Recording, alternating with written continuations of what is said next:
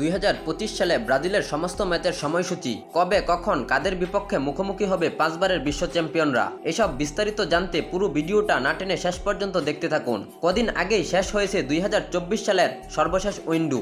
তবে সর্বশেষ উইন্ডোটা ভালো যায়নি ব্রাজিলের, যেখানে দুটি ম্যাচের দুটিতেই ড্র করেছে সেলেসাউরা। 2025 সালে আবারও নিজেদের সেরা ফর্মে ফেরার জন্য মরিয়া ব্রাজিল।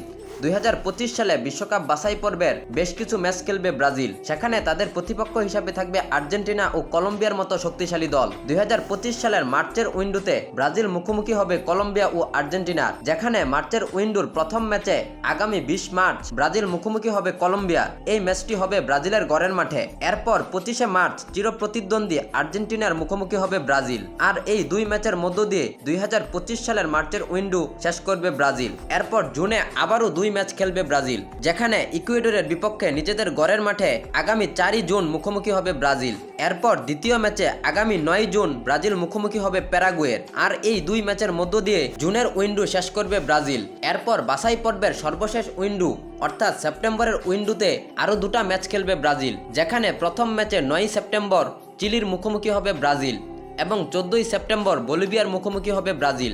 আর এই দুই ম্যাচের মধ্য দিয়েই 2026 বিশ্বকাপের বাছাই পর্বের যাত্রা শেষ করবে সেলেসাউ বাহিনী।